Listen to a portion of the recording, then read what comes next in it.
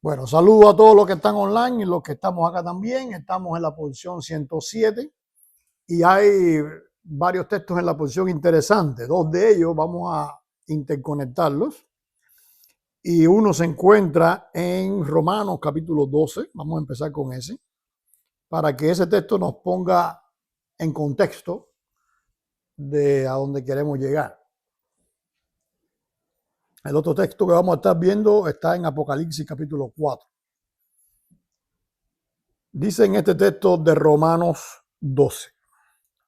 Así que, hermanos, os ruego por la misericordia de Dios que presentéis vuestros cuerpos en, la traducción que tengo acá dice sacrificio vivo, pero una traducción más que tiene, por ejemplo, la Biblia textual por allá, un sacrificio que está viviendo. Cuando tú dices sacrificio vivo, parece también como algo abstracto, como que hay que sacrificarse, Pero cuando tú dices sacrificio vivo, hay una especie de antagonismo, hay una especie de contradicción. Porque si es sacrificio, no puede estar vivo. Cuando tú hacías un sacrificio de un animal, ¿cuándo era el sacrificio? Cuando tú lo matabas, ¿no es así? Entonces, si es un sacrificio vivo, hay una pequeña contradicción. Ahora, sabemos que no es ninguna contradicción, es una figura que nos quiere ilustrar algo, Pablo. ¿Y qué es lo que nos está ilustrando? Bueno, tú tenías un animal que estaba vivo, pero era consagrado para el sacrificio. Sería sacrificado en algún momento, pero era un animal que había que cuidarlo, protegerlo, había que tener especial pastoreo con él y todo eso. ¿Por qué? Porque ya estaba destinado para qué cosa, para ser sacrificado. Así que, ¿qué cosa era? En ese tiempo, antes de ser sacrificado, un sacrificio vivo. O sea, sacrificio que está viviendo se refiere más al tema de la consagración. Pero a la consagración de algo específico que es ¿qué cosa? El sacrificio. Por eso es que, por ejemplo, en nuestro Sidur, en nuestro devocional, en nuestro orden, tenemos que leemos los sacrificios del día de reposo.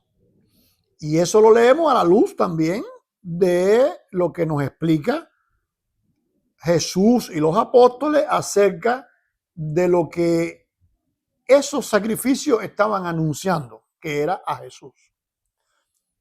Ahora, si ya Jesús, tú nunca vas a ver esa lectura en una iglesia normal. Yo diría anormal, no normal.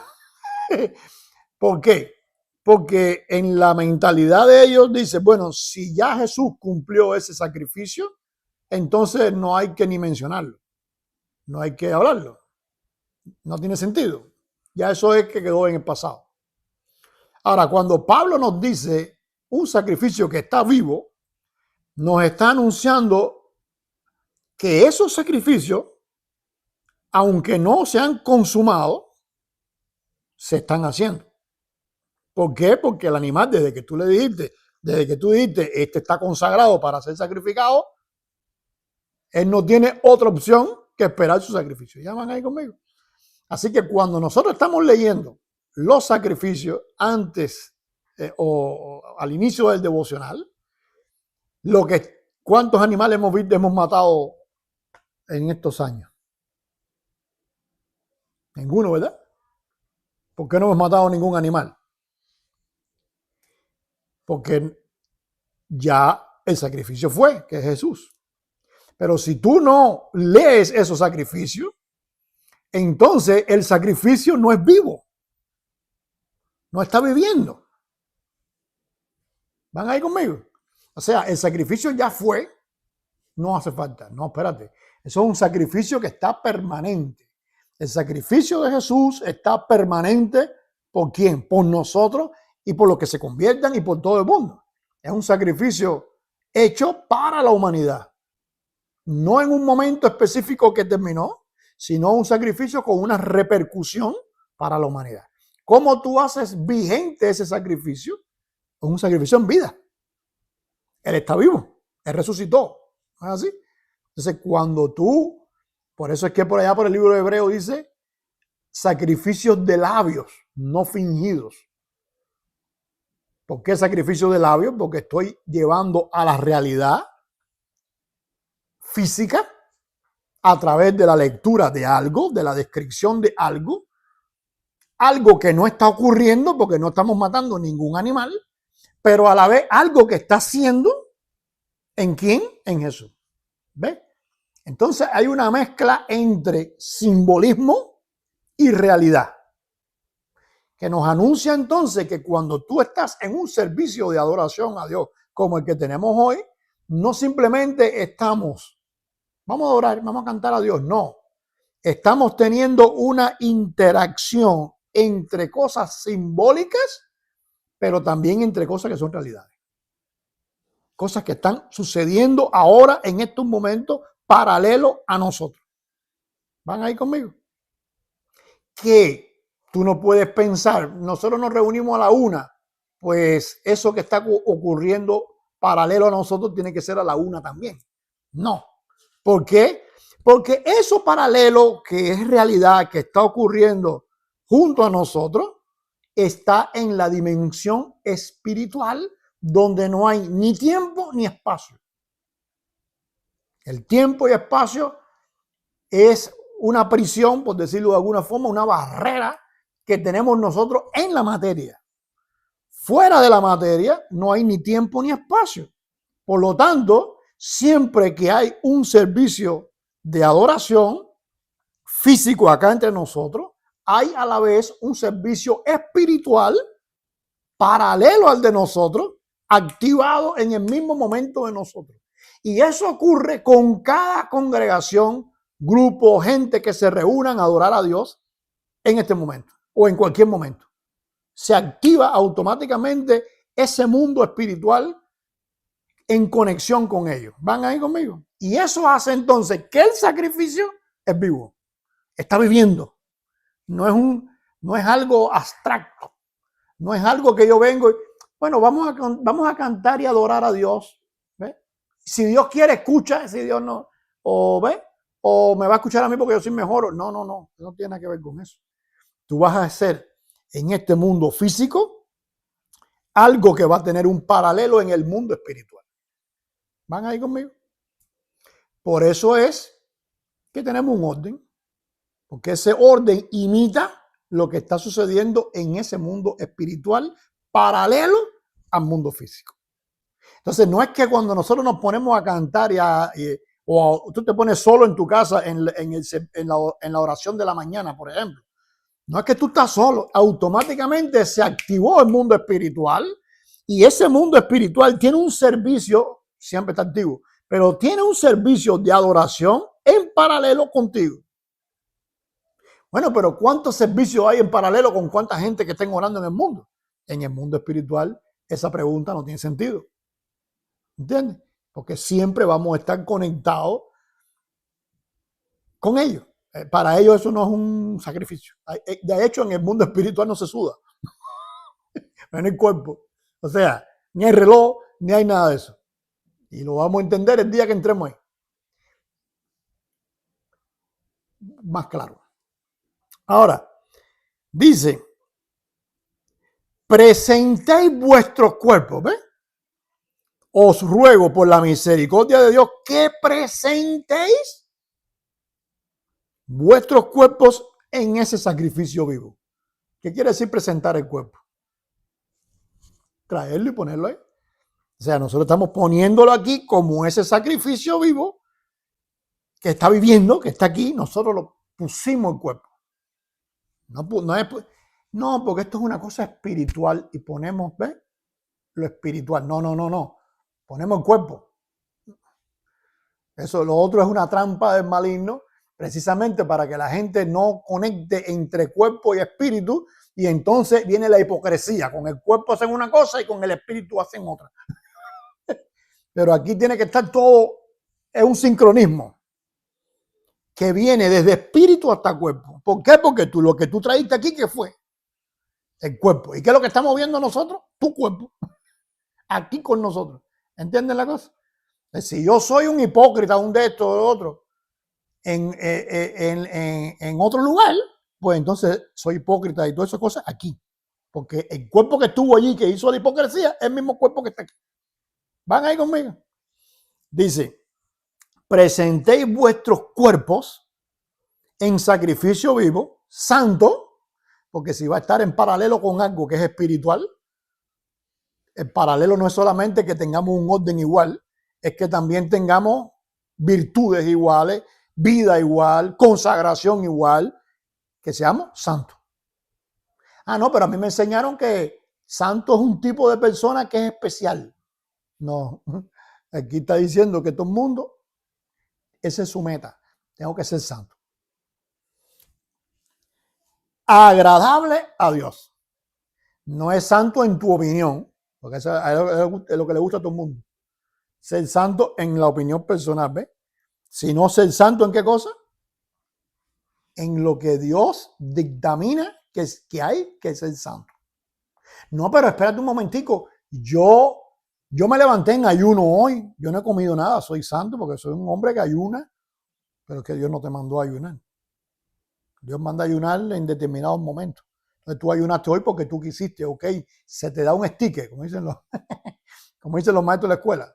Te damos un sticker, pero eso no implica nada. O sea, tú no hiciste más. Que a ti no se te pidió que hiciera eso. ¿Ya entiendes la cosa? Entonces tú eres santo, tú te inventaste que ser santo es ayunar por la mañana. Eso te lo inventaste tú. Pero Dios dice que hacer santo es hacer esto, hacer esto, hacer esto, hacer esto. Entonces tú lo que tienes que ser santo en lo que Dios dice, no en lo que tú opines. Porque al final de la jornada, cuando tú llegas al cielo, no es San Pedro el que te va a recibir, como te dicen los católicos. Porque San Pedro tuvo que lucharle igual que nosotros. O sea, cuando tú llegas al cielo es Dios quien te permite entrar. Porque el cielo es de Dios, no de San Pedro. Entonces, cuando tú entras al cielo y Dios es el que te permite entrar, Dios va a dejar entrar a quién, a que a él le agrada. ¿Qué pasó con Jesús en una ocasión, como le dice a aquellos discípulos cuando le estaban preguntando, le estaba enseñando acerca de los que hacen malas cosas? Dice, muchos dirán en aquel día, hablando del futuro, Señor, Señor, ve tú, le dicen Señor, Señor, Señor, en tu nombre, oye, hicimos milagros. En tu nombre hicimos profecía. En tu nombre, ¿ves? Y Jesús le dice, pero yo te diré, apártate de mí, hacedor de maldad. Nunca te conocí. ¿Te imaginas eso? ¿Qué quiere decir que nunca te conocí? Tú no me agradas. ¿Qué tú hiciste para agradarme? No, pero yo ayuné por la mañana. Es que yo no te mandé. ¿Tú te imaginas? ¿Tú te imaginas que tú tengas un hijo y tú le digas, bota la basura? Y cuando tú llegues, la basura esté llegando al techo, ¿ves? Pero chapeó el jardín. Pero si yo chapeé el jardín hoy, ¿para qué tú chapeaste el jardín? Si yo chapeé el jardín ayer, ¿para qué tú chapeaste el jardín hoy? Yo te dije que botara la basura. No que chapeara el jardín. El padre no va a estar, ay, qué contentura tengo. No, tú tienes que entender que te chapeó el jardín porque se te está yendo por tercera con otra cosa. Y te está dejando la dura a ti. Entonces lo mismo sucede con Dios. Dios dice, esto es lo que hay que hacer. Y si tú haces aquello, ¿quién te mandó a hacer eso? Es un asunto de lógica. Mantén esa palabra aquí. ¿Es un asunto de qué? De lógica. Mira lo que dice. ¿Qué es vuestro culto?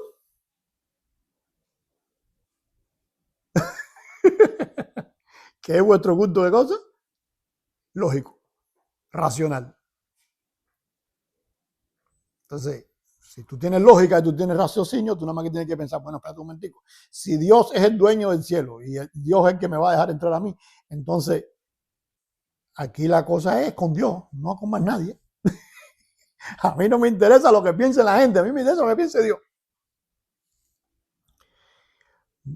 Dice más, no conforméis a este siglo, sino, y aquí los traductores como siempre nos juegan una mala pasada. Bueno, en este caso es que estoy leyendo. ¿Por qué? Porque dice, si no transformados, ¿ves? Ellos estaban cuidando, los traductores, que son cuidadores de la doctrina, en vez de traducir lo que tienen que traducir, en vez de ser traductores de lo que tienen que traducir, ellos están cuidando que tú creas lo que ellos creen. Pero ahí la palabra que ellos deberían haber puesto es la misma palabra que utilizaron en otros momentos. ¿Qué palabra es? Transfigurado. Ahora, ¿por qué no ponen transfigurarse? Porque transfigurarse lo hizo Jesús en el monte de la transfiguración y eso trae confusión.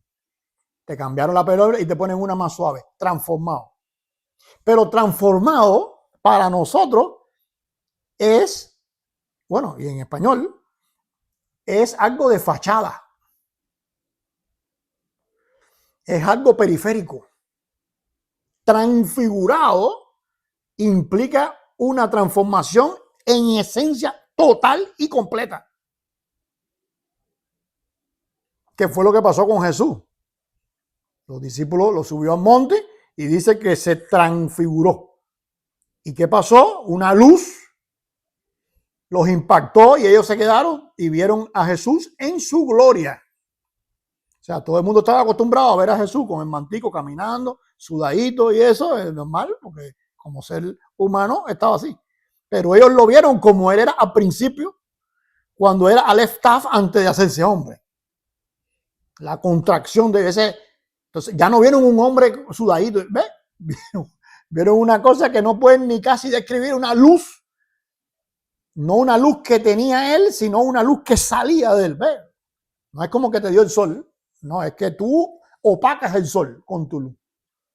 Y entonces ellos dijeron, wow, se quedaron, dice el apóstol Pedro en una ocasión, porque vimos su gloria, como la del Hijo, como la del unigénito Hijo que está en el corazón del Padre. O sea, vimos lo que muy pocas personas habían visto. Entonces eso es lo que dice ahí. No os conforméis, no te conformes con este siglo, sino transfiguraos por medio de la renovación de vuestro. Y ahí dice entendimiento. Otra falla, porque entendimiento que parece que es como algo, una ecuación matemática, ¿no? Entendimiento quiere decir, es que tú no estás analizando bien, ¿ves? Analiza mejor.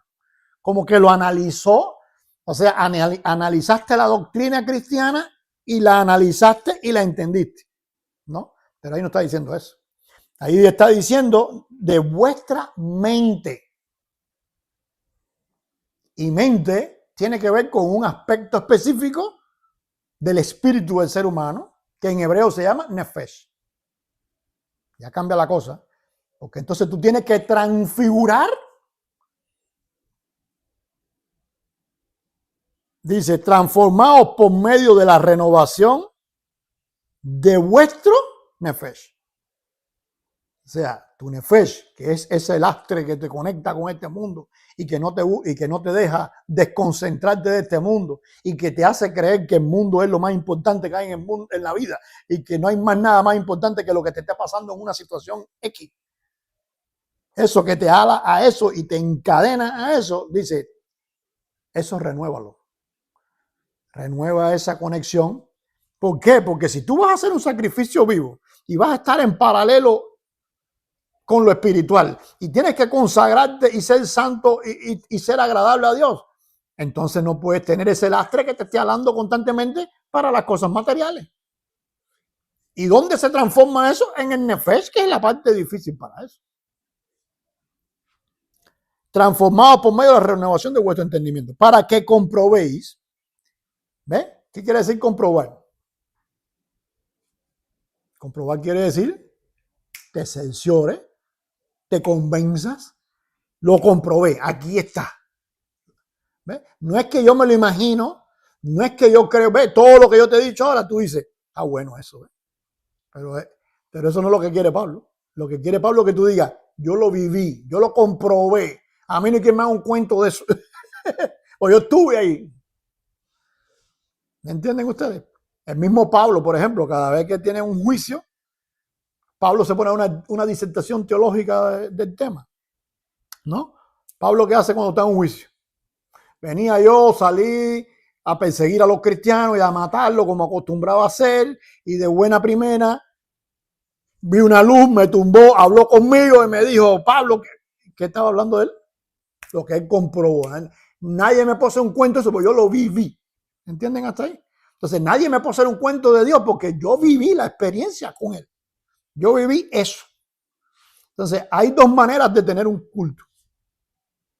Ya sea individual tuyo diario, tu devocional diario, o ya sea el culto que tenemos. Uno, donde tú estás imitando, donde tú estás participando. Otro, donde tú estás viviendo, donde tú estás comprobando por ti mismo eso. ¿Entienden hasta ahí? Entonces, el culto no es un tiempo para matar el tiempo, porque hay que hacerlo, porque ¿ves? Hay veces que estamos cansados, hay veces que estamos, y tú llegas y dices, bueno, es lo que nos toca hoy, chaval, bueno, lo que nos toca. No, el culto es para que tú experimentes eso. Dice, para que comprobéis cuál es la buena voluntad de Dios. Y nadie te haga cuento. Esa la agregué yo. ¿Ves? Nadie te haga cuento de eso. No, pero mira, que yo tuve una visión. Yo tengo personas que me llaman y me dicen, oye, estoy viendo este documental, porque eso es, y ya desde que yo miro, yo digo, ¿qué cosa es esto? No, pero para que tú veas, para que aprendas lo que dice ahí. Yo no tengo que aprender nada de eso. Yo estoy aprendiendo de esto. Porque ya yo tuve experiencia que comprobé que esto es lo que es. Lo demás no me interesa. Esto es lo que vale. ¿Entienden hasta ahí? Pero no es una ecuación matemática que yo calculé y dije, bueno, entre todas las cosas esto... No. Experiencia. ¿Entienden la cosa? Comprobado. No hay duda, porque lo viví. Para que comprobéis cuál es la buena voluntad de Dios, agradable y perfecta. Entonces nadie puede venir a decirte, no, y si Dios es tan bueno, ¿por qué permite esto? No, mi hermano, Dios es bueno no porque Él dice que es bueno. Dios es bueno porque yo he comprobado en mi vida que Dios es bueno. Dios es perfecto porque, no, pero mira, Dios no puede ser perfecto porque si fuera perfecto, no me metas ningún número ni me trates de enredar. ¿Por qué? Porque yo he vivido y he experimentado la perfección de Dios. ¿Entienden hasta ahí? Bueno, como decía al principio, esto te da una introducción entonces al tema de que tenemos un mundo espiritual paralelo al mundo físico, donde nosotros en nuestro culto estamos en las dos, ¿cómo se llama? Mundos. ¿Por qué? Porque desde el momento entrante llegó tu cuerpo aquí, ¿no es así? Y dijeron, ok, el Nihum, por ejemplo, el cántico del alma con que comenzamos. Y en el cántico del alma tú dices, ay Señor, aquí estoy. Y ahí no es tu cuerpo. ¿Qué fue ahí? Ya es tu espíritu el que está empezando a hablar. Y cuando viste algo que estabas leyendo, wow, sí Señor, gracias por ese sacrificio. ¿Qué hiciste? Ya no es el cuerpo. Ya no es como un perrito que entró. Aquí al culto puede venir un perro, ¿ves? Y el perro va a estar contento, porque aquí nadie haciéndole nada a un perro, va a estar contento. Por allá mi mamá, a cada rato se aparece en el culto con la perrita de ella. Tranquilo, no hay problema. Tu perrita ahí. ¿Ves? No quiere dejarla sola, all right. Está la perrita ahí. Pero la perrita no puede brincar eso de lo físico que llegó a la parte espiritual, ¿me entiendes? Ella se siente tranquila, se siente protegida, se siente bien y nosotros nos sentimos bien con ella, pero no puede brincar, no puede hacer ese salto espiritual. Que nosotros entonces sí lo hacemos. Automáticamente, ¿dónde nos metimos? En el mundo espiritual. ¿Quién te está revisando todo eso ahí? Dios no revisó a la perrita si es santa o si no es santa. ¿Por qué? Porque simplemente es un ser viviente que no está diseñado para vivir en santidad y Dios no va a evaluar su santidad. Pero cuando nosotros decimos, ay Señor, ya estás metido directo con Dios, evaluándote todo. ¿Te acepto o no te acepto? ¿Van ahí conmigo? Ahora, el otro de los textos que están en la porción está en Apocalipsis capítulo 4.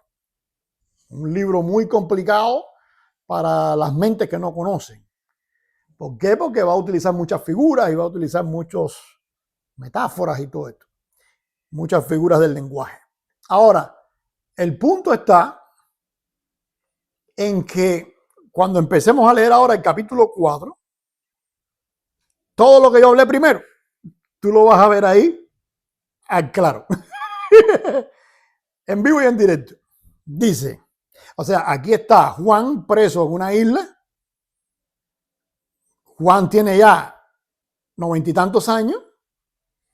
Sea Juan o sea otra persona, todo el mundo considera que es Juan, yo pienso que es Juan también, pero sea otra persona, era una persona mayor que está en la isla preso y está en una situación de buena primera. Él está orando en el día del Señor y empieza a tener una conexión con ese mundo espiritual que él en la isla no lo ve. Como mismo ahora nosotros entramos y no vemos nada espiritual, ¿me entiendes? Porque hay personas que piensan que para tú tener una experiencia espiritual tienes que estar en un edificio con todo adornado espiritualmente como cristiano o como lo que sea, pero que tenga ese ambiente. No, todo eso es emoción. Yo te puedo crear un ambiente, de hecho los americanos ahora en esta época empiezan las casas estas, los misterios a hacer por ahí que tú entras y pagas para entrar. Y te crean un misterio, la gente salen ahí gritando y con infarto de los sustos que te dan. ¿Qué fue eso? Emocional. Eso mismo se puede hacer, pero para que tú sientas espiritual y desde que tú llegues digas, ay, yo sentí ahí las cosas espirituales. Wow, qué cosa más espiritual aquello. Yo en esa iglesia me sentí espiritual. ¿Por qué? Porque eso es emoción. Las emociones pueden engañar. No hay nada más engañoso que el corazón del hombre. Ahora, este personaje está en una isla preso. No hay culto, no hay iglesia, no hay edificio, no hay orquesta, no hay grupo de alabanza, no hay un Hassan que dirija, no hay nada. Pero él dijo, salió el sol, es por la mañana, hay que orar. ¿Van ahí conmigo? Y en ese momento empieza a tener un contacto con lo espiritual y en ese contacto con lo espiritual aparece una persona que él había visto cuando joven. Estuvo 3 años con esa persona, lo vio morir y lo vio resucitar. Y consagró su vida entonces a servirle a Jesús. Jesús habla con él, le dice, mira, escribe una carta a 7 iglesias y le vas a decir a estas 7 iglesias esto y esto. ¿All right? Perfecto, a sus órdenes. Y cuando parecía que todo se había acabado, dice, después de esto miré y he aquí una puerta abierta en el cielo. ¿Por qué? Porque él mismo le había dicho, ese Jesús le había dicho, escribe las cosas que ves, las que son y las que serán después de esta. Bueno, esa palabra con que empieza la frase, después de esto miré, eso es lo que le había dicho que sucederán después de esta. ¿Ves? Mira las cosas que son que y las que serán después de esta. Es la misma frase. Así que ahora empieza lo que él le dijo que va a ser después. ¿Cómo empieza la película? Acuérdate, este viejo orando, sin culto, sin nada que le estimule. Nada, él está ahí, lo que quiere es que se lo traiga el pez de Jonás y lo suelte allá. Dice, después de esto miré y he aquí una puerta abierta en el cielo. Para empezar, el cielo no tiene puerta, ¿no? Entonces me está hablando en metáfora, me está hablando en símbolo, porque en el cielo no hay puerta. Si hay una puerta, está hablando de algo que simplemente, desde el punto de vista material, no existe. Sin embargo, sí existe desde el punto de vista espiritual, porque lo está viendo. Entonces, ¿qué pasó? Que ese mundo que está paralelo y con el que nosotros nos sincronizamos, ¿qué pasó? Como que ahora se abre la puerta y veamos eso.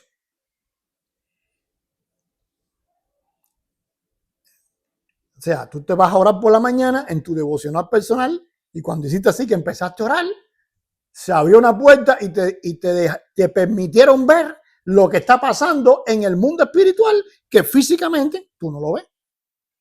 ¿Van ahí conmigo? Y la primera voz que oí como de trompeta. ¿Cuál fue la primera voz que él oyó? Cuando Jesús le habló. Jesús, hablando conmigo, me dijo, sube acá. Sube acá implica que tiene que salir de aquí y ir para allá. ¿No es así? Entonces, te está hablando de un mundo espiritual al que se puede ir, pero no es que él pueda ir. A él lo están llevando para ir. Porque ni él abrió la puerta, ni él sabía que había una puerta, y menos que había una escalera para poder subir y él sube acá. ¿Ves?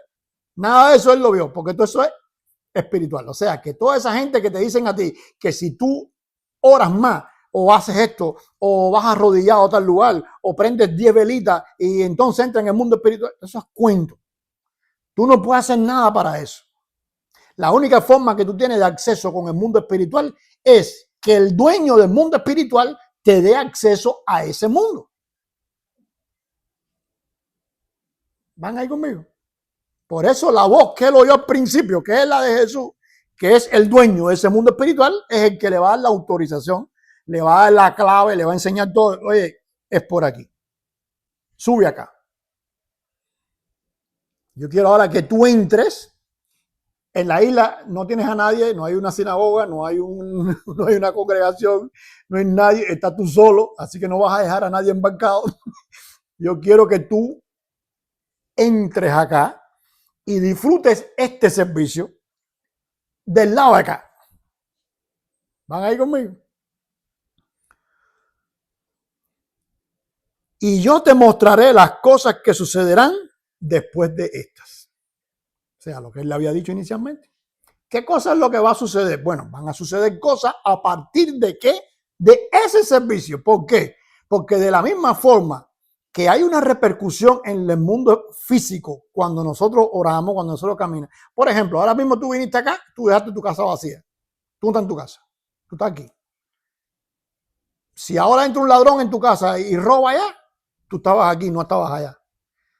Si hubieras estado allá, a lo mejor no hubiera entrado el ladrón. ¿Ven lo que quiero decir? O sea, hay una repercusión en el mundo material de las cosas que tú haces siempre. Bueno, de la misma forma que hay una repercusión en el mundo material de las cosas que tú haces, también hay una repercusión en el mundo espiritual de las cosas que suceden en el mundo espiritual. Que nosotros cuando nos conectamos con lo espiritual, automáticamente estamos formando parte de ese mundo. Lo que pasa es que no tenemos ni conciencia para poder ver eso, ni la experiencia vivida de tenerlo. Pero no quiere decir que no lo vamos a tener nunca. ¿Van ahí conmigo? Se sucede acá, yo te mostraré las cosas que serán después. Y al instante, yo estaba, y aquí dice entonces, en el espíritu. No, ese artículo, él no está ahí. Entonces no es que él estaba, porque tú dices, estaba en el espíritu, quiere decir que el Espíritu Santo, en esta no sé en las demás traducciones, pero en esta está en mayúscula. Como que es el Espíritu Santo. O sea, te cargó y te metió allá, ¿ves? No. En espíritu, o sea, su espíritu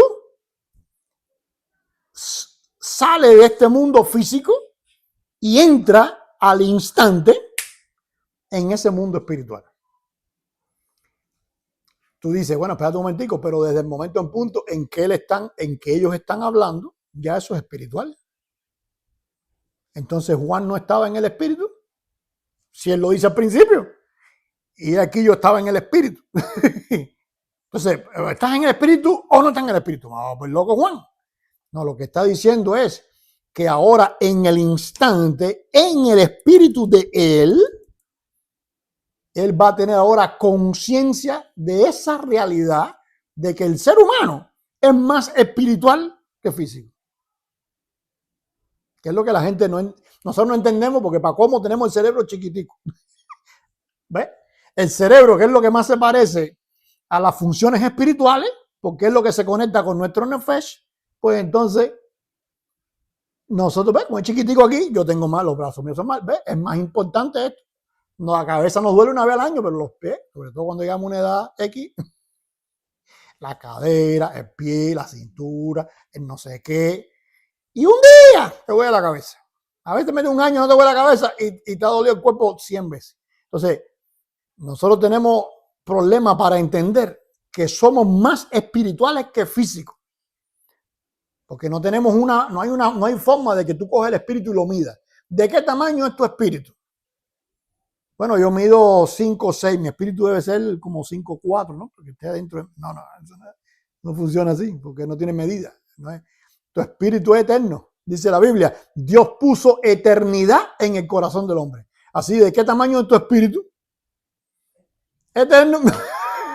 ¿Y de qué tamaño es tu cuerpo? 5 o 6.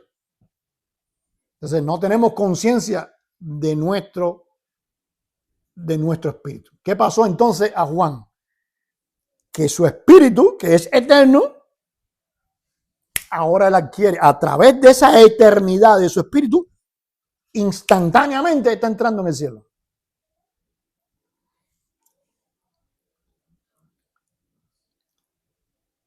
Y he aquí un trono establecido en el cielo, y en el trono uno sentado.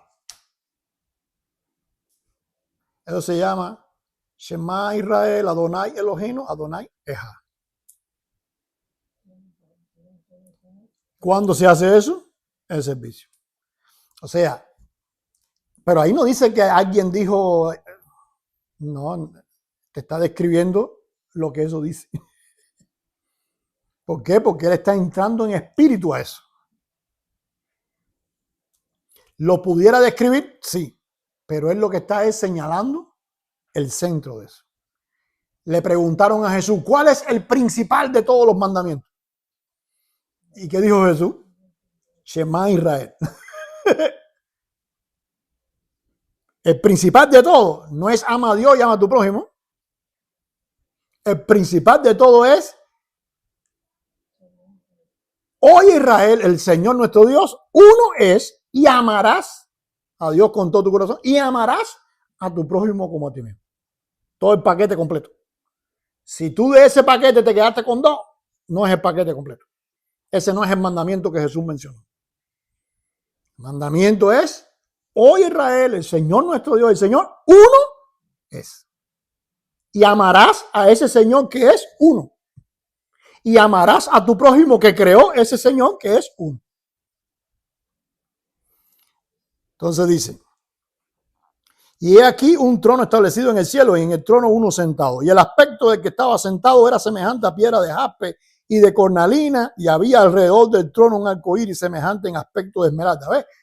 Todo eso es figuras, ilustraciones. Por eso dice semejante, parecido. No dice que era eso, que era. Entonces, cuando tú ves una persona que te dice, no, en el cielo tú te vas a encontrar que todo es de oro y que de esos cuentos. Esos son ilustraciones que dijeron los profetas, que dijo la Biblia, que reveló la Escritura, revela a Dios para que tú entiendas lo que ellos vieron. Pero él no fue eso lo que ellos vieron. ¿Van ahí?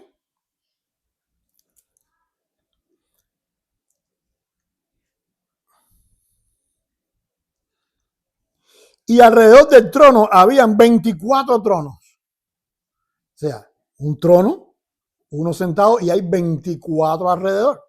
24 tronos que son asientos. Donde se van a sentar ¿quiénes? Alguien que esté en señorío. Alguien que va a juzgar. Alguien que va a administrar. Alguien que va a tener un liderazgo X. Pero que se va a sentar en ese trono que está hablando. ¿Ves? Ahora, interesantemente, tú miras 24 y 24 parece también como que es un número. ¿Por qué? Porque en español, para nosotros 24 es 24 y punto. Pero en el idioma hebreo no es así. Los números son palabras, porque las letras, no existen los números. No existe como nosotros tenemos los números arábicos. El 1, el 2, el 3, ¿verdad? Son arábicos. Antes el español no tenía esos números. Vaya, no te vayas a pensar que el español siempre fue, como es, o como lo tenemos hoy. Pero los números no siempre fueron así. Lo mismo pasa en griego, lo mismo pasa en hebreo y en todos los lenguajes que no eran árabes. ¿Qué pasó entonces? Que cuando tú miras 24, es un 2 y un 4. Son dos palabras, son dos letras en hebreo. Pero en el hebreo tiene la característica de que esas dos letras es una palabra. Y esa palabra tiene un significado. Entonces, cuando tú dices 24 tronos, te están diciendo que ese trono es una especie de recipiente que va a contener algo. Por otro lado, figurativamente, en la mentalidad hebrea, ese recipiente tiene que ver con la escritura. La escritura contiene. ¿Qué contiene la escritura? Mensaje. O sea, cuando tú tienes un libro, tú no tienes simplemente un libro. Un libro de hecho pesa X pesos. Pero ahora apréndete lo que tiene el libro. Dime tú, Julia, cuando estudió matemática, apréndete este libro de matemática. ¿Cómo tú te aprendes eso? Dices, oye, ojalá no había que aprenderse tanto. Bueno, pero el libro tú lo ves y tú dices, bueno, eso se carga y se lleva así, pero ¿cómo yo meto el libro aquí? ¿Por qué? Porque el libro tiene un contenido. Por eso es que la figura hebrea de lo que es un libro es un jarrón, una jarra, ¿ves? Un recipiente.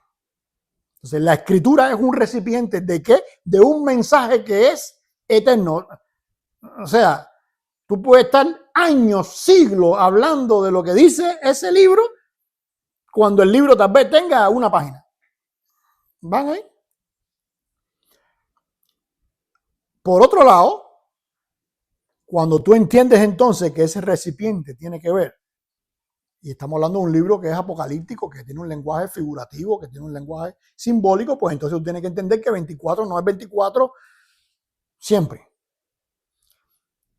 Aunque sí va a ser 24, pero tiene varias funciones, varios significados. Ese trono, ese recipiente, que es la escritura, si tú vas a sentarte a juzgar, si tú vas a sentarte a liderar, si tú vas a sentarte a administrar, cualquier cosa que tú vayas a hacer, si tú quieres agradar a Dios y tú quieres vivir en santidad, tú necesitas ese recipiente. ¿Qué cosa es? La escritura. Si tú no dominas la escritura, tú no puedes hacer esa administración de las cosas espirituales correctamente. ¿Van ahí? Entonces tienes un trono, uno sentado y 24 o, traduciéndolo eso, recipientes que son la escritura, donde sobre esa escritura se van a sentar personajes para poder cumplir una función espiritual. ¿Por qué? Porque nosotros los seres humanos, yo no me la sé todas. Dios me tiene que revelar a mí. Dios me tiene que decir, si no yo fuera un Tarzán. ¿Verdad? Tarzán fue superior a los monos que habían allí, a las culebras y a las gallinas que habían en la selva. ¿No es así? Exacto. Tarzán fue superior. Pero si Tarzán quiere adorar a Dios, tiene que Dios entonces mostrarle la cosa y guiarlo allá. ¿Entienden ahí? Dice entonces,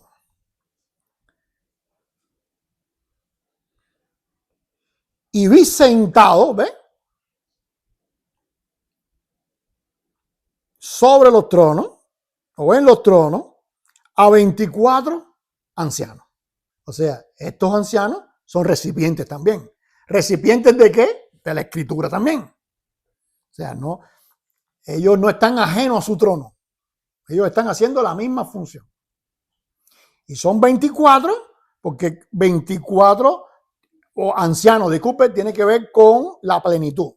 No voy a meterme ahora mucho en ese tema del número, pero tiene que ver con esa plenitud del liderazgo. Y ellos serían en hebreo lo que decimos un gabay. O sea, los ancianos que está el trono y están, ¿qué cosa? Alrededor del trono. Entonces tú te tienes que dar cuenta que en ese servicio que está viendo allá, que está en paralelo al servicio que está aquí, hay cosas que son similares. Y este de aquí tiene que ir imitando ese. A medida que vamos creciendo, a medida que vamos teniendo posibilidades, vamos haciendo las cosas para parecernos más a qué, a ese servicio. Dice,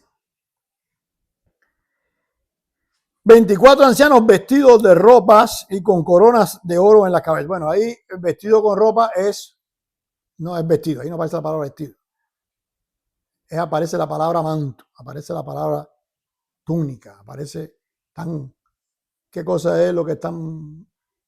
¿Qué cosa es lo que se pone un gabay? El talí. Préstame acá ese. ¿Ves? El talí. Se pone el gabay.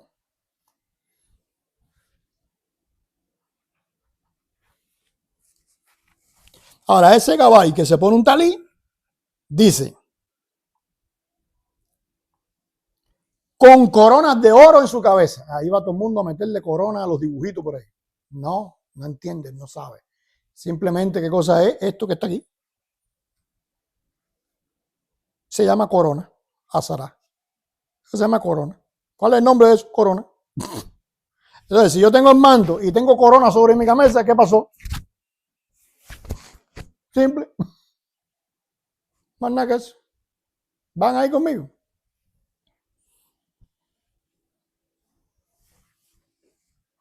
Dice entonces, y del trono salían relámpagos, truenos, voces, todo eso son figuras y conexiones con otras descripciones que aparecen en los profetas y todo eso. Que no nos vamos a meter ahora porque estoy complicado, pero a la vez lo que quiero hacer es simple. Quiero que entiendan simple. Dice, y voces delante del trono ardían 7 lámparas de fuego, los cuales son los 7 espíritus de Dios. No es que Dios tenga 7 espíritus. Eso se conoce en hebreo como los rujot. Los rujot, ¿qué cosas son? Los 7 espíritus, que son las 7 formas en que Dios testifica al mundo. Por allá, por el libro de Isaías, que es donde se menciona eso, te va a decir cuáles son esos 7. Pero en el capítulo 1 se mencionan esos 7 también del libro de Apocalipsis. ¿Qué cosa es cada uno de esos 7 rujot? Y esos 7 rujot están repartidos en las 7 iglesias a que le mandaron ¿cómo se llama esto? Las cartas en los capítulos anteriores. ¿Por qué? Porque el llamado del Apocalipsis es a que esas iglesias entren ¿dónde? Ahí. De 7 iglesias que se mencionan en el Apocalipsis, 2 están bien y 5 están en candela. A punto de que le dicen, te voy a quitar de la iglesia. Está mal, pero la esperanza de Dios, pues dice la Biblia que Dios llama las cosas que no son como si fuese. La esperanza de Dios no es quitarle. La esperanza de Dios es que ellos entren como está entrando Juan y tengan una experiencia superior y que puedan entonces ser rujot, puedan ser testigos de las cosas de Dios como deben ser. Y delante del trono había como un mar de vidrio semejante al cristal, y junto al trono, ¿viste? Dice, como un mar de vidrio. Estamos hablando figuras. Y delante del trono, 4 seres vivientes. Interesantemente, cuando se mencionan esos seres vivientes en los profetas, dan un número. En vez de ser 4 seres vivientes diferentes, es uno solo con 4 caras. Aquí te lo mencionan como separado. Porque todo eso tiene significado. ¿Ves? Y los 4 seres vivientes tenían cada uno 6 alas. Y alrededor y por dentro estaban llenos de ojos. Ahora, si son 4 seres vivientes y tienen 6 alas, ¿cuántas alas hay? 24, ¿verdad? Entonces hay la misma cantidad de alas que la misma cantidad de ancianos que están sentados en los tronos. Entonces quiere decir que esta gente, estos 4 seres vivientes, están conformados muy parecidos a los otros. ¿De dónde salieron esos ancianos? Son extraterrestres que vinieron de la son ángeles que bajaron del cielo y que no. Son parte de ellos. ¿De dónde salen los ancianos? De ellos. No hay que esperar extraterrestres. ¿De dónde salen los líderes? De nosotros. ¿De dónde salen? De nosotros. Porque a veces tú tienes las personas que, por allá nosotros enseñamos en uno de los libros que a veces tú tienes a alguien que te dice, Bueno, ¿y tu iglesia cómo es? No, pero en tu iglesia hacen esto y en tu iglesia hacen. ¿Cuándo esa persona es miembro de esa iglesia? Cuando te dice, ¿y cómo hacemos nosotros? ¿Y cómo nosotros? ¿Por qué? Porque ya yo estoy ahí metido. Pero cuando yo y ustedes, entonces tú estás allá y yo estoy acá. Ahora, en este grupo, para poder estar, tiene que ser de ellos. No lo salieron a buscar por ahí, son de ellos. Dice, y los 4 seres vivientes tenían cada uno 6 alas alrededor, por dentro y por fuera, llenos de ojos. No voy a meterme ahora en los ojos porque tienen su complicación. Y no cesaban día y noche de decir. Ahora, fíjate lo que van a decir. Primero empezaron con Shema, ¿no? Por lo menos cuando él llegó, lo que vio fue Shema. Está ahí. ¿Y qué viene ahora y dice? Santo, santo, santo es el Señor, Dios Todopoderoso, el que era, el que es y el que ha de venir. ¿A qué se te parece eso? ¿No te acuerdas de una parte en el culto que la gente se levanta en el punto y que bien? Santo, santo, santo. Entonces te das cuenta que ellos están ¿en dónde? En un culto. O sea, Juan está entrando al culto. Él tenía un culto, Dios lo vio allí solito. Como ¿cómo se llama la película esta de Shrek? ¿Ve? Dios lo vio ahí tipo Shrek. Estoy solito, como el burro de Shrek. Estoy solito, nadie está aquí a mi lado. Ahí estaba Juan, el pobre, viejito, obstinado, solo, 90 años, no tiene ganas. ¿Sabes que si con 60 hay gente no se puede parar? Imagínate tú con 90. Y Dios le dijo, ok, te voy a invitar. Te voy a invitar al culto de aquí arriba. Y ahora Juan está en el culto de arriba y llegó el momento de la kedushá, llegó el momento de la midá, está en parte del servicio. ¿Qué va a pasar después en el capítulo 6? En el capítulo 5, que va a llegar el momento de abrir el rollo, de leer el rollo, va a llegar ese momento. Y después, ¿qué va a pasar? Va a llegar el momento de las oraciones posteriores. Entonces te das cuenta que el Apocalipsis simplemente te está describiendo el culto que está sucediendo en el cielo, paralelo al culto que estaba teniendo Juan solito allí, y las iglesias también, porque las cartas van para las iglesias,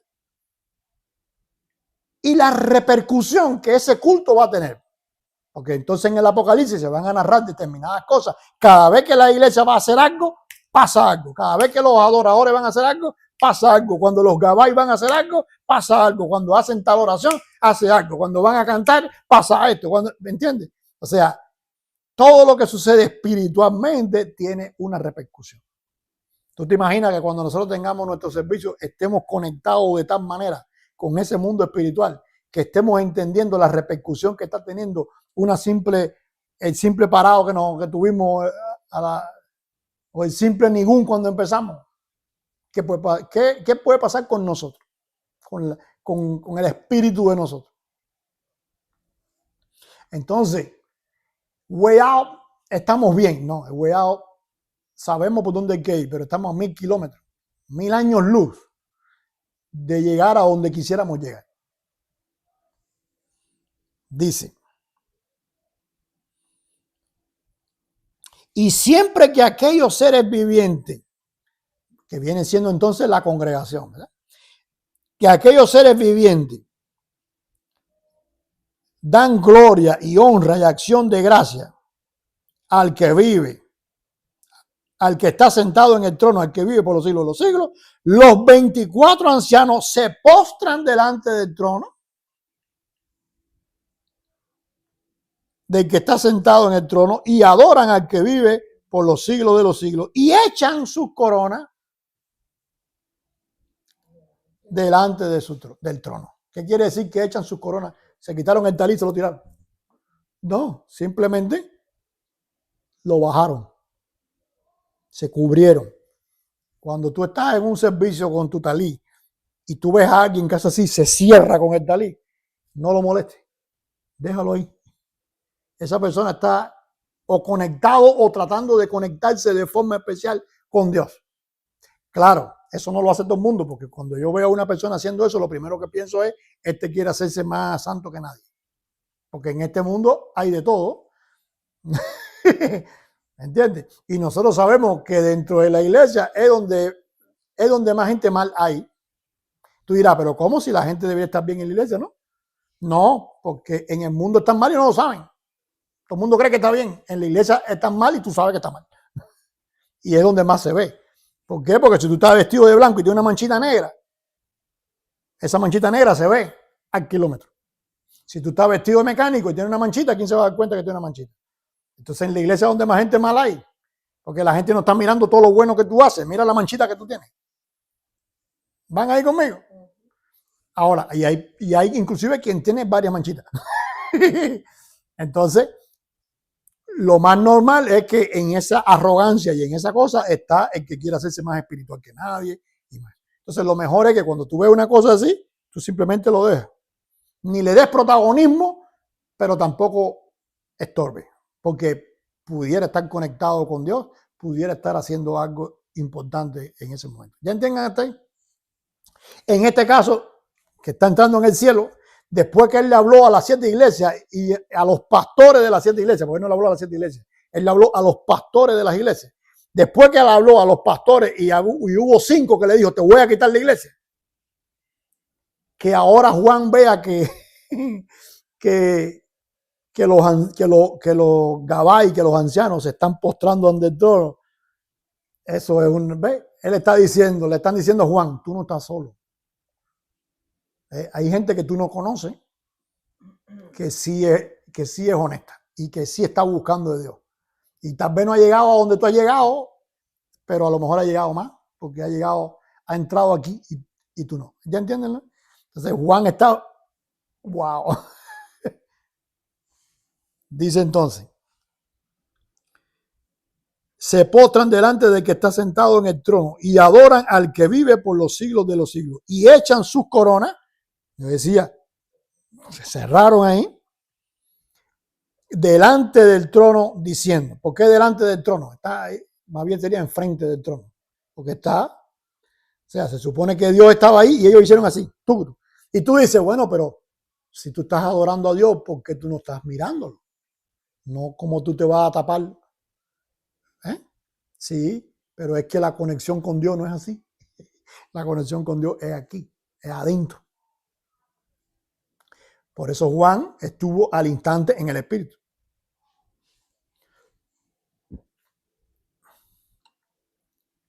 Señor, digno eres, dicen los ancianos, de recibir la gloria. Entonces, no lo están mirando, pero ¿con quién están hablando? La gloria, la honra y el poder. Porque tú creaste todas las cosas. Y por tu voluntad existen y fueron creadas. O sea, el capítulo 4 termina en un momento del servicio en donde ya la oración ha llegado al punto donde hay una armonía, unos dicen una cosa, otros... ¿Te acuerdas cuando tú estás haciendo la midá? Que se dice una cosa, el gabay dice una cosa, tú respondes amén, ¿ves? Y tú respondes a cosas, unos dicen una cosa, otros responden lo que dice y así. Pues el servicio había llegado a un punto donde ese diálogo estaba a 100% de sinceridad, a 100% de la presencia de Dios, a 100% conectado. El único extranjero que hay ahí, ¿quién es? Juan.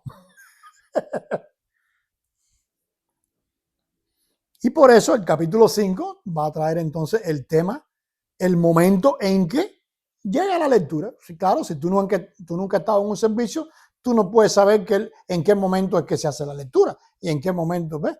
Cuando tú has estado en un sidur, en un orden, pues entonces tú sabes que ahora viene la lectura, claro, es lo que falta ahora. Ya terminaron la midá, terminaron la oración, respondieron los gabay, ¿qué toca? Torah. Ok, entonces, con esta reflexión queremos simplemente dejar abierto ese reto. Cuando nos reunimos a adorar, cuando nos reunimos en el servicio de Shabbat, no es simplemente que estamos en algo aquí individual. Estamos siendo renovados, estamos siendo transformados, transfigurados pudiéramos ser con ese mundo espiritual. No es solo tener conciencia de que hay un mundo espiritual paralelo al de nosotros, sino armonizar con ese mundo. Dios no tiene que abrir la puerta y meternos allá como hizo con Juan.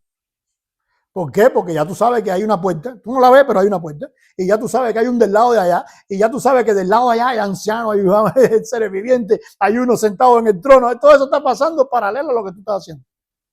Tú no tienes que verlo, entonces tú tienes que tener conciencia, saber que eso existe, que eso es, cómo yo me armonizo con eso. O sea, estamos haciendo amidad, voy a hacer la amidad lo más metido en la reflexión, en lo genuino. Eso que estoy diciendo es lo que yo siento. No es lo que siente quien construyó la amidad, no, es lo que siento yo. ¿Entienden hasta ahí? Ok, bendiciones entonces para todos.